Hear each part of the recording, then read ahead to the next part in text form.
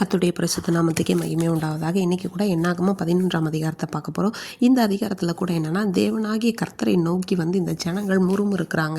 அவங்க வந்து என்ன பண்ணுறாங்கன்னா, அவங்களுக்குள்ளே இருக்கிற எல்லா குறைகளையும் வந்து சொல்லிட்டு இருக்கிறாங்க. எங்களுக்கு அது இல்லை இது இல்லைன்னு. அதெல்லாம் என்னன்னு சொல்லி பார்க்கலாம். அடுத்ததாக வந்து மோசே தேவனை நோக்கி வேண்டுதல் பண்ணது. அடுத்து வந்து தேவன் எப்படி அவர்களுடைய இஸ்ரவேல் ஜனங்களுடைய தேவையை வந்து சந்திக்கிறாங்க. அதாவது வந்துன்னா, மோசேக்கே ஒரு இடத்துல சந்தேகம் வருது, இவ்வளோ பேருக்கும் அந்த தேவையை பூர்த்தி செய்ய முடியுமா அப்படின்னு. அப்போ நான் தேவனாகிய கர்த்தர் அப்படிங்கிறது தேவன் இந்த அதிகாரத்தில் காமிக்கிறாங்க. அது என்னங்கிறத நம்ம பார்க்கலாமா. இப்போ வந்து என்னென்னா, ஜனங்கள் இப்படி முறையிட்டு கொண்டிருக்கிறது வந்து என்னென்னா, தேவனுடைய பார்வைக்கு பொல்லாப்பாக இருந்தது. மோசேக்கும் வந்து இதை கேட்கும்போது ரொம்ப வந்து பொல்லாப்பாக தான் இருக்குது. ஆனாலும் என்ன பண்ணுறாரு, மோசே வந்து கர்த்தரை நோக்கி கூப்பிடுறாங்க. ஏன்னா அவருக்கு ஒரே ஆதரவு அவர் மட்டும்தான், அவரை நோக்கி கூப்பிடுறாங்க.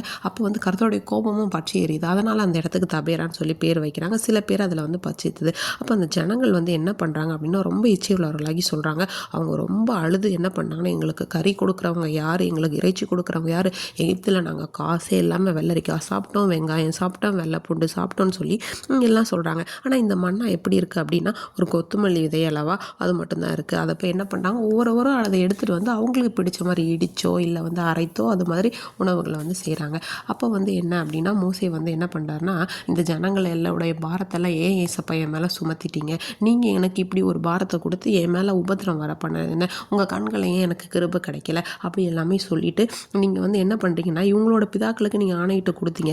நீங்கள் இவங்களை வந்து ஒரு குழந்தை வந்து எப்படி பால் குடிக்குமோ அப்படி ஒரு தகப்பன் சுமந்து கொண்டுவது போல் உங்கள் மார்பில் அணைத்து கொண்டு போன்னு சொல்லி நீங்கள் வந்து இந்த ஜனங்களையெல்லாம் சொன்னீங்கல்ல, சுமந்துட்டு போகிறதுக்கு நானாக இவங்களை பெற்றேன், நானாக இவங்களை கற்பம் தரித்தேன் ரொம்ப வந்து வியாகுலப்பட்டு அவங்க கிட்ட சொல்கிறாங்க.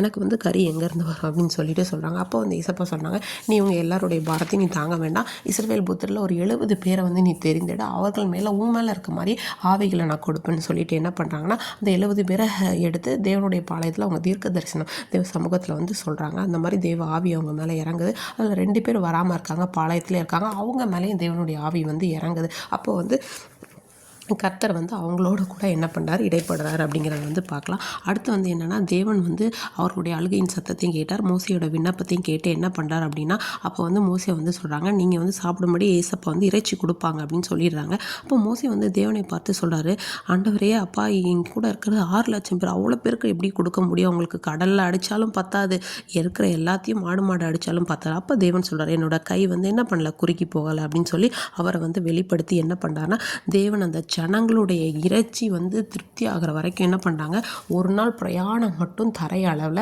2 அடி மூலம் வந்து 2 முழ உயரம் வந்து கீழே விழுந்திருக்கும்படி இறைச்சிகளை வந்து தேவன் வந்து தராரு.